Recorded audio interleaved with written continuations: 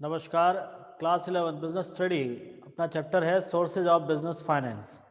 देखिए, sources of business finance के अंदर हमने अपने पिछली क्लास के अंदर दो अलग अलग सोर्स समझे थे, जहां रिटेन अर्निंग्स और दूसरा समझा था हमने ट्रेड क्रेडिट। आज हमारे पास में आता है फैक्टरिंग, आड़त जिसको कहते हैं। देखिए, फैक्टरिंग क्या होता है, तो सबसे पहले हम एक छोटा सा एग्जाम्पल लेकर इस टॉपिक को समझने की कोशिश करेंगे कि मान लीजिए आपके पास दो पर्सन है, एक ए एक बी। ए ने बी को माल बेचा। ए ने जब बी को माल बेचा और कहा कि ये बी ने जस्ट कहा, सॉरी, ए जब बी को माल बेच रहा है और बी कह रहा है कि भैया मेरे पास आज पैसा नहीं है, माल तो मैं ले जा रहा हूँ लेकिन पैसा आज नहीं है। तो ए ने कहा कोई दिक्कत नहीं, पैसा आज नहीं है तो महीने भर बाद दे दीजिएगा, उसमें कहाँ है, उधार तो देते आए हैं, उधार देंगे हम, आपको कोई प्रॉब्लम नहीं है। तो उसके लिए ए ने उसको माल भेजा, साथ में उसका इनवॉइस भेजा, बिल का मतलब जितना माल भेजा था उसका बिल भेजा, और उसमें साथ में एक लाइन लिख के दिया कि आप ये पैसा मुझे 1 महीने बाद दे दीजिएगा। ठीक है, बी ने उसको ले लिया, एक्सेप्ट कर दिया कि हाँ चलो ठीक, कोई दिक्कत नहीं है। अब माल के बाद जो पैसा आपको ए को देना था आपने नहीं दिया, आपने तो कहा है मैं 1 महीने बाद दूंगा पैसा, अभी तो है नहीं मेरे पास में। तो उसने एक इनवॉइस मतलब एक जो हैंड रिटन पेपर था, जो बिल ए ने जो बिल बी को भेजा था, उस बिल को उसने साइन करके वापस दे दिया कि हाँ मैं आपको 1 महीने बाद पैसा दे दूंगा, माल रख लिया उसने।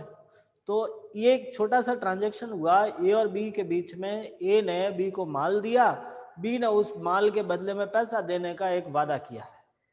अब कुछ दिन बाद, हो सकता है तीसरे चौथे दिन बाद, ए को पैसे की बहुत अर्जेंट आवश्यकता पड़ गई, बहुत ही जरूरी है।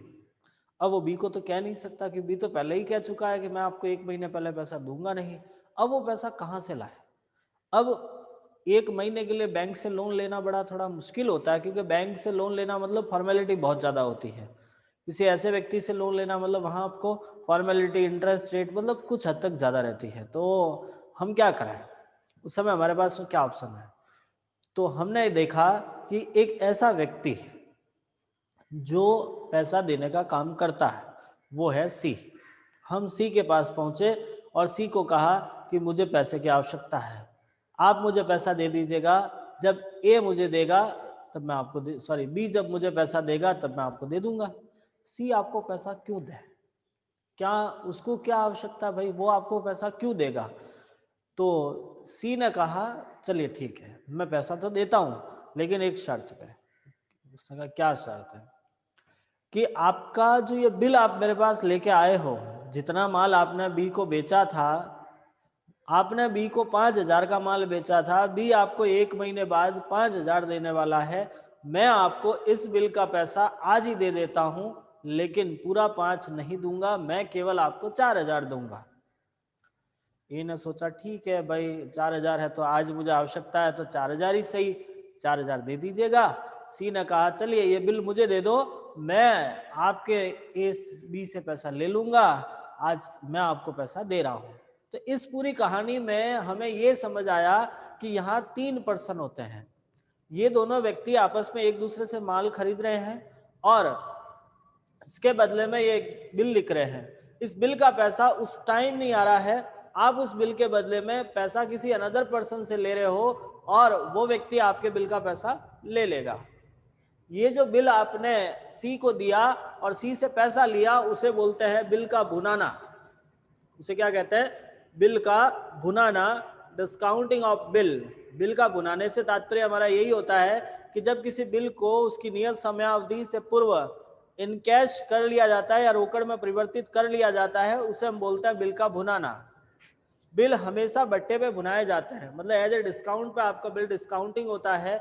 आपके 5,000 का बिल था, आपने उसके बदले में 4,000 लिया है, तो 1,000 जो डिफरेंस अमाउंट था वो आपके डिस्काउंट का वैल्यू होती है, लॉस होता है एक प्रकार से इस पर्सन के लिए, इसके लिए इनकम होता है।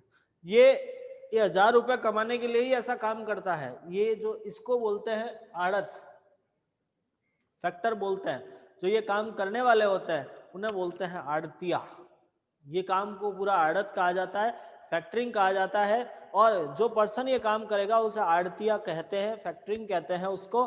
और हम ये समझते हैं कि इस बंदे का जो इनकम होती है वो यही रहती है कि वो बिल का डिस्काउंटिंग करा लेता है, जितना क्रेडिट अमाउंट आपने लोगों को दिया था उसका रियलाइजेशन करने का काम ये करता है। तो आड़त का मीन्स हम ये समझते हैं कि ऐसी सुविधाएं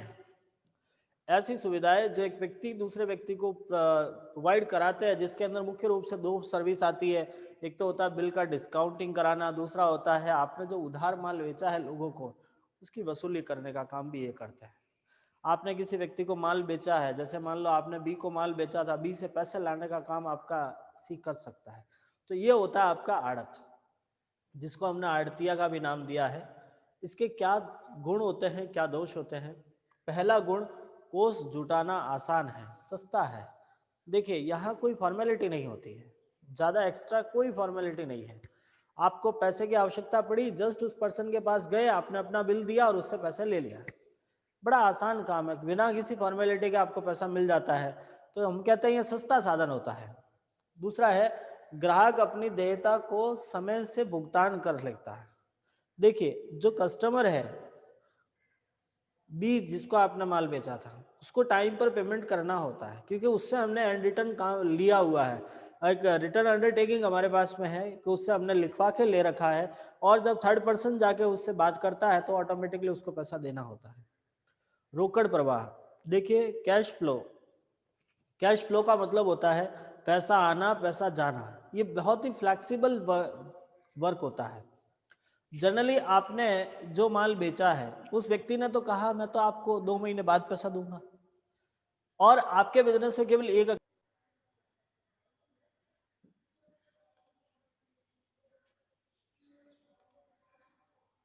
देखिए आपके बिजनेस में एक अकेला व्यक्ति तो काम माल बेचने वाला है नहीं, यहाँ खरीदने वाला है नहीं, उससे कई लोग और भी लोग होते हैं हमारे पास में। तो हम ये कहते हैं कि हमको पैसे की आवश्यकता हम हर समय रहती है। अब मान लीजिए आपके 10 ऐसे कस्टमर थे, 10 ने यही कहा, कोई कह रहा है 2 महीने, कोई कह रहा है 1 महीने, कोई कह रहा है 4 महीने। तो ऐसी कंडीशन में आपका बिजनेस ऑपरेट कैसे होगा, कैश कहाँ से आएगी? तो हमारे यहाँ पे कैश फ्लो चलता है। हमें पैसे की आवश्यकता, हम किसी फैक्टर के पास जाएंगे, वहां से पैसा ले लेंगे, मतलब एक सिस्टम रेगुलर चलता है, बंद नहीं होता। नेक्स्ट आता है लेनदारी की वापसी। देखिए जो पैसा आपने दिया है, उधार दिया है लोगों को, या जो माल उधार बेचा है, वो पैसा इजीली आप उसे रिकवर करवा सकते हो, क्योंकि जब उस पर्सन का काम ही यही है, जिसको आप ये बिल दे रहे हो उसका काम ही यही है, वो प्रोफेशनल यही काम करता है, तो वो इजीली वो पैसा वहां से लेके आ सकता है। संपत्तियों पर कोई प्रभाव नहीं। देखिए आपको यदि कहीं बैंक से लोन लेना है, किसी फाइनेंशियल कंपनी से लोन लेना है, तो उस कंडीशन में आपको अपनी असेस्ट उसके पास एज ए सिक्योरिटी रखनी पड़ती है। लेकिन ये एक ऐसा सोर्स होता है, एक ऐसा तरीका है जहां आपको किसी संपत्ति को रखने की आवश्यकता नहीं होती है। आपको अपनी कोई असेस्ट किसी के पास एज ए सिक्योरिटी पर रखने की आवश्यकता नहीं होती है, डायरेक्टली आपको पैसा मिल जाता है। साख नियंत्रण करता है, ये एक क्रेडिट कंट्रोल करने का काम करता है। जो आप माल बेच रहे हो, उस जो बेचे गए माल का पैसा आपको इजीली प्राप्त हो सकता है। और जनरली सीधी सी बात है, जो बिल आपने दूसरे पर्सन को दिया है तो वो अपना पैसा आसानी से रिकवर कर सकता है। देखिए इसके कुछ दोष भी है। पहला दोष आता है छोटी राशि के लिए बहुत खर्चीला है। देखिए यदि हम छोटे छोटे बिल लिख रहे हैं तब ये खर्चीली प्रणाली मानी जाती है, क्योंकि उसके अंदर आपका डिस्काउंट ज़्यादा। मान लो जो 1000 रुपये का आपका बिल था, अब उसमें से मान उसने 400 रुपये डिस्काउंट काट लिया, तो आपको क्या मिलेगा पीछे? छोटे अमाउंट के लिए हमारे लिए इस प्रकार से ज़्यादा नुकसान होने के चांसेस बने रहते हैं। अग्रिम वित्त पर ब्याज की दर अधिक होती है। जनरली हमने जब लोन लिया है, मतलब एडवांस पैसा ले रखा होता है, तो उस पर इंटरेस्ट रेट हाई रहती है। बाकी के कंपेयर में देखते हैं तो इसकी इंटरेस्ट रेट हाई रहती है। तृतीय पक्ष का, देखिए यहाँ पैसा लेने वाला जो थर्ड पर्सन होता है, तो जो पेमेंट करने वाला वो थोड़ा हिचकिचाहट रखता है कि यार मैं इस पर्सन को कैसे पैसा दूं। मतलब एक थोड़ा सा इंटरनल रिलेशन थोड़ा सा इस प्रकार से हमें सामने शो अप होता है। नेक्स्ट पॉइंट आता है लीज फाइनेंस, पट्टा वित्तीयन। देखिए एक ऐसा शब्द है जो सामान्यतः हर एक बिजनेस में यूज करने लायक रहता है। इसको समझने के लिए भी एक छोटी सी कहानी या एक छोटा सा एग्जाम्पल हम समझते हैं कि मान लीजिए कोई व्यक्ति किसी शहर में रह रहा था, किसी कारणवश वो शहर छोड़कर दूसरे शहर में शिफ्ट हो गया। जैसे एक व्यक्ति था जो अहमदाबाद में रहने वाले थे वहां से छोड़कर वो ग्वालियर चले गए, किसी कारणवश चले गए। अब जैसे ही वो ग्वालियर पहुंचे हैं, जाते ही तो मकान मिलेगा नहीं, मतलब अहमदाबाद में अपना घर था, रह रहे थे, सब कुछ सही था। अब ग्वालियर पहुंच गए हैं तो पहले ही दिन जाते ही घर, नया घर खरीदा नहीं जाता है, उनको रहने के लिए कुछ सिस्टम सेट करना होगा, वहाँ एक रूम किराए पे लेना पड़ेगा, कुछ समय तक वहाँ रहेंगे, अपना बिजनेस फिर से सेटअप करेंगे, फिर घर लिया जाता है। तो जब एक नए शहर में रहने के लिए आपको घर लेना पड़ता है किराए पे, तो उस किराए का क्या तात्पर्य रहता है? हम उस पर्सन के साथ एक एग्रीमेंट करते हैं कि भैया आपका घर मुझे कुछ समय के लिए यूज करने के लिए दीजिए, मैं आपको इसके बदले में किराया दूंगा। तो ठीक इसी प्रकार से ये का ये काम अपने बिजनेस में भी होता है कि जब आपके बिजनेस में किसी संपत्ति को आप किराए पे लेते हो, देखिए इसकी एक सामान्य डेफिनेशन है, इसका सामान्य अर्थ ये समझता है कि एक ऐसा अनुबंध है जिसमें एक व्यक्ति किसी दूसरे व्यक्ति को अपनी संपत्ति का उपयोग करने का अधिकार देता है, अपनी असेस्ट को दूसरा पर्सन यूज करने के लिए देता है, उसे बोलते हैं पट्टा वित्तीय। बिजनेस के अंदर अलग अलग संपत्तियां होती है और आप किसी संपत्ति को दूसरे पर्सन को दे रहे हो, और वो भी केवल उपयोग करने के लिए, जिसके बदले में आप किराया ले रहे हो। आपने किसी व्यक्ति का मकान लिया है रहने के लिए, तो उसके बदले में आपको क्या देना है? किराया देना है, और उस मकान में आप रह सकते हो जब तक आप उसका किराया दे रहे हो। ठीक इसी प्रकार से बिजनेस में भी यही रहता है, आप बिजनेस में कोई चीज ले रहे हो, उस वस्तु को आप उपयोग करोगे और उपयोग करने के बाद उसके बदले में किराया दोगे, इसे बोलते हैं वित्तीय पट्टा वित्तीय। इसके अंदर दो पर्सन होते हैं, एक किराए पे लेने वाला और एक किराए पे देने वाला, लीजी और लीजर जिसको बोलते हैं। जो किराए पे ले रहा है वो लीजी होगा, जो देने वाला है वो लीजर होता है। लीजी मीन्स पट्टाधारी और पट्टेदार जिसको कहते हैं। अब इसके भी कुछ गुण होते हैं। पहला होता है अल्प निवेश, बिना कम मतलब आपको घर लेना है। अब यदि आप घर मकान खरीद रहे हो, तो एक मकान यदि बड़ी किसी अच्छी सिटी में लेने जाओ तो कम से कम 50 लाख रुपए लगाएगा, लेकिन वही मकान सेम 50 लाख की कॉस्ट का मकान आपको 4,000 रुपये किराए पे मिल रहा है। सुविधा तो वही है, आप उसमें रह रहे हो 4,000 की किराए पे, तो मतलब कम इन्वेस्टमेंट करके भी वो असिस्ट आपको एक प्रकार से यूज करने के लिए मिल सकती है। प्रलेखीकरण का सरलता, मतलब यहाँ डॉक्यूमेंटेशन कम होता है।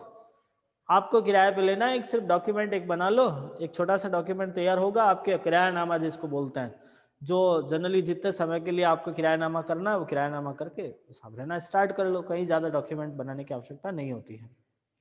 किराया कर योग्य लाभ में से घटाया जाता है, जो आप रेंट पे कर रहे हो वो आपके टैक्सेबल प्रॉफिट में से लेस होगा। जितना प्रॉफिट आपका टैक्सेबल हो रहा है उसमें से इस किराए को लेस करके दिखाना होगा, मतलब एक प्रकार से हमारे टैक्स सेविंग का भी काम करता है ये। वित्त प्राप्ति पर कोई स्वामित्व में कमी नहीं होती है। देखिए जो भी आपको पैसा प्राप्त होता है उसमें स्वामित्व में कोई कमी नहीं, मतलब जो बिल्डिंग आपके पास आया है या जो भी आपने असेस्ट ली है उसके स्वामित्व में कमी नहीं रहती है, वो उसका ही स्वामित्व रहता है, वो आप पर नहीं। वो जो पैसा आप दे रहे हो उसके बदले में केवल आपको उसकी सर्विस प्रोवाइड होती है, सर्विस मिलती है, वो वस्तु प्राप्त नहीं होती है। इससे ऋण लेने की क्षमता पर कोई प्रभाव नहीं पड़ता। जैसे कहने का तात्पर्य होता है कि मान लीजिए आपके पास एक मकान था, वो आपने किराए पे दे रखा है, अब आपको लोन लेना है तो ले सकते हो, उसमें कोई दिक्कत नहीं है। उसी मकान को आप किसी के पास सिक्योरिटी पर रख सकते हो, वो कोई मतलब प्रॉब्लम वाली बात नहीं रहती है। ऐसा नहीं कि आपने लीज पे दे दिया इसका मतलब वो अब आप उसके बदले में लोन तक नहीं ले सको। नेक्स्ट आता है इसके कुछ दोष।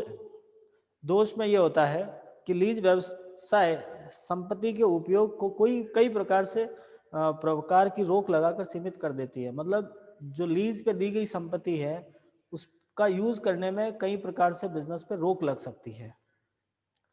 पट्टा नवीनीकरण न होने पर व्यवसाय का संचालन प्रभावित हो सकता है।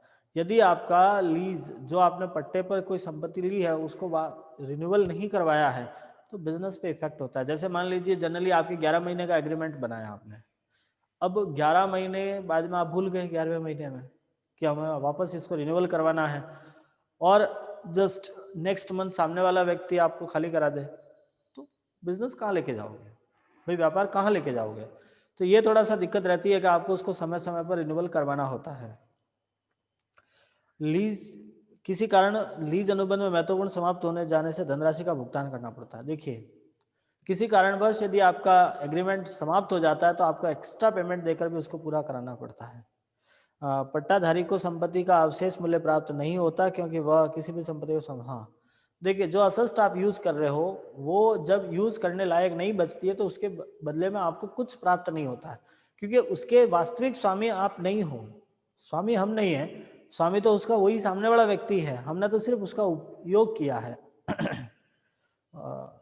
नेक्स्ट देखिए, ये था लीज और लीज से रिलेटेड गुण और दोष। ठीक है, हमने अपनी इस क्लास के अंदर 2 पॉइंट क्लियर किए, फैक्टरिंग और lease properties, lease hold properties, इसको हमने कंप्लीट किया है। आई होप आपको समझ में आया होगा। यदि कोई समस्या रहती है तो आप मुझे ज़रूर बताइएगा। हर बार की तरह इस बार भी यही वर्ड आपके सामने रखूँगा कि समझना आपको है, ट्राई आपको करना है। नहीं समझ में आता है आप कमेंट बॉक्स में डाल दीजिएगा, मैसेज कीजिएगा, पर्सनल कॉन्टेक्ट कीजिएगा। हम पूरी कोशिश करेंगे आपको समझाने के लिए। धन्यवाद।